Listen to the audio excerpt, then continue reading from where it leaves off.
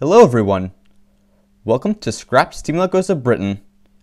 Each week, we'll take a look at a class of locomotives that did not make it into preservation. All of these classes will be standard gauge and owned by either a pre-grouping railway company, one of the big four railway companies, and/or British Railways. While some classes will get a new build member, most classes will be scrapped and likely remain scrapped. Here we go! Our next episode is on the London, Brighton and South Coast Railway L class and the Southern Railway N15X class. When Lawson Billinton was appointed CME of the London, Brighton and South Coast Railway in 1912, he set about designing 3 new locomotive classes. The first design was an 060 tank engine intended to replace William Stroudley's E1 class in shunting and on short-distance goods trains. The next design was a go-anywhere fast freight mogul intended to replace Robert Billinton's C2 and C2X class 060s. The final design was a large passenger tank intended to be used on the LB&SCR's top link passenger trains.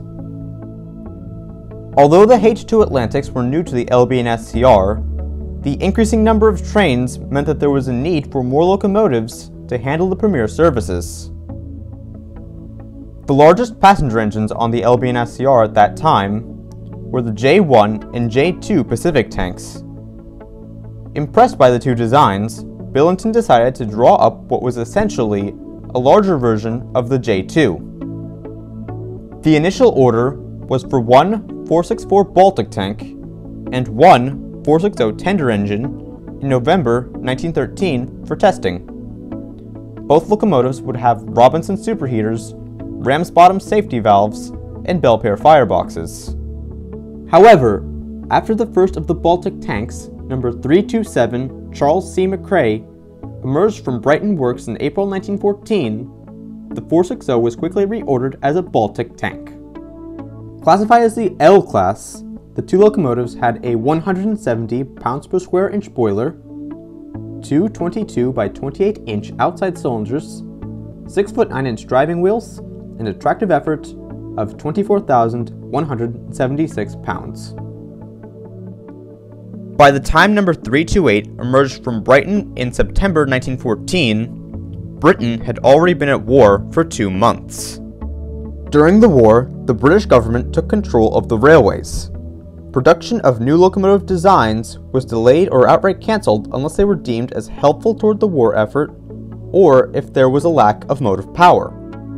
After government control ended in 1919, locomotive designers were allowed to continue making new designs and improving existing designs as usual. Back to the Billinton L class, production continued with 2 final batches appearing between 1921 and 1922.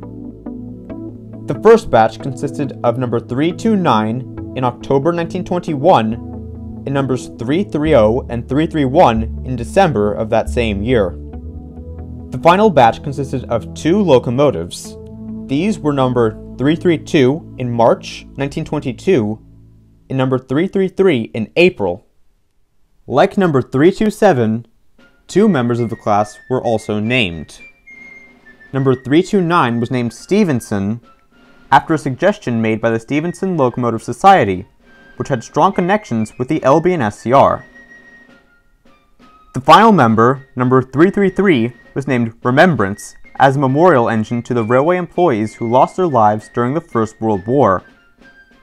Inscribed on the plaque were these words: "In grateful memory of the 532 men of the London, Brighton and South Coast Railway who gave their lives for their country, 1914 to 1919.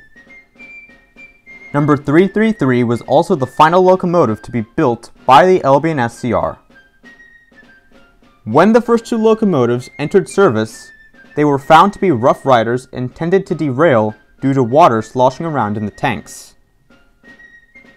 This same problem would later plague the Southeastern and Chatham Railway K-Class 264 Adriatic tanks. Following these findings, the locomotives were taken back to the shops and rebuilt with a well tank between the axles. This compensated for the upper portion of the side tanks being blanked off. After these modifications, the 2 prototypes proved to be much more successful, and the remaining 5 were fitted with these features from new. The class earned the nickname of Brighton Baltics due to their wheel arrangement being a 464 tank engine. As already stated, the Ls were used on some of the LB&SCR's top-link express services. These included the all-Pullman Southern Belle and heavy business trains. On trains south of East Croydon, it is said that the Ls could make up 10 minutes of late running. All 7 members survived into Southern Railway ownership following the groupings of 1923. In 1925, Charles C. McRae had her name removed, while Stevenson and Remembrance were given straight cast nameplates. By the following year, their top link express duties were taken over by the N15 460s. This saw them downgraded to less prestigious passenger trains. In 1932, Stevenson hauled the last regularly scheduled steam-hauled express passenger train between London Victoria and Brighton. The following year saw the electrification of the Brighton Main Line. This made the Ls more or less redundant. However, the chief mechanical engineer at the time, Richard Maunsell, saw the potential in the L class and decided to rebuild them into more conventional 460 tender locomotives.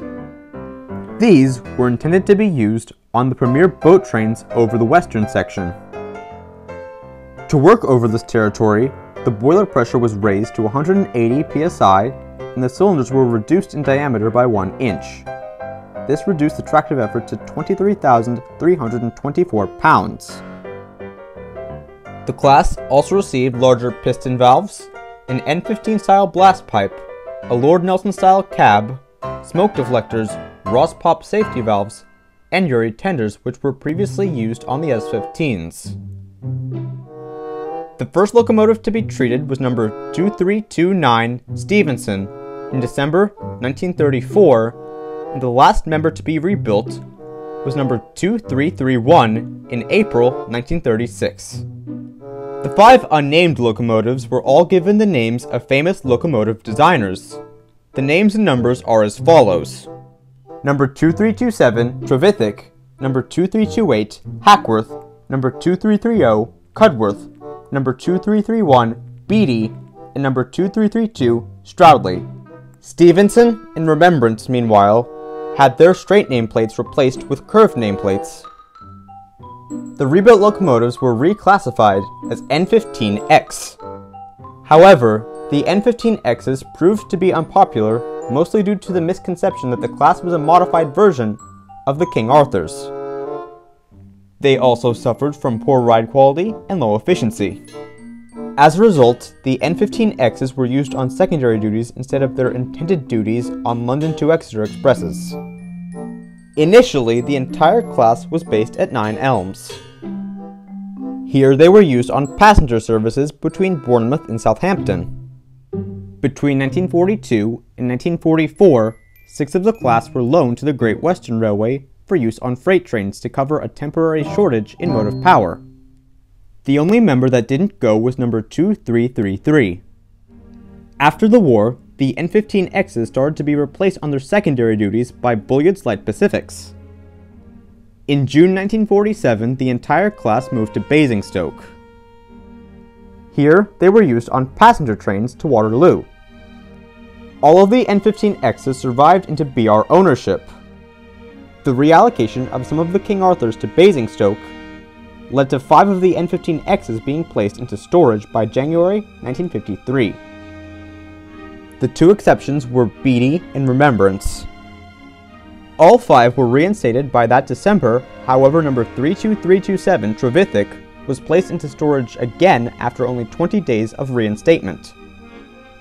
The publication of BR's modernization plan led to the first withdrawal, this being number 32328 Hackworth in May 1955. She was followed by number 32330 Cudworth in August that same year.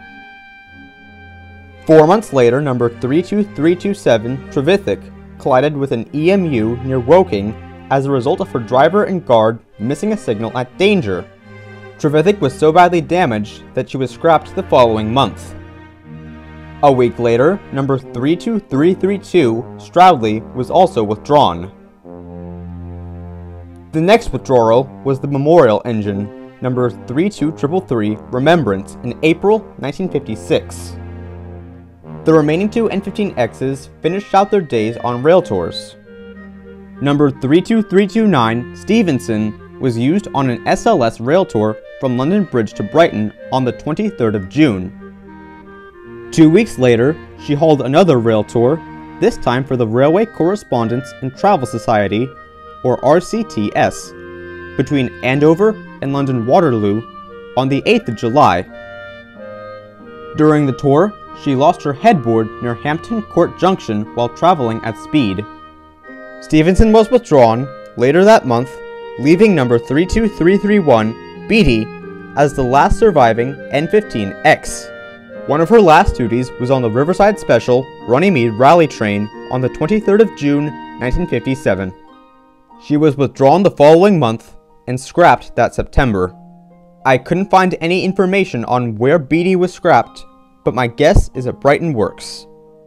All that's left of this class is Stevenson's nameplate, which can be found at the Great Central Railway.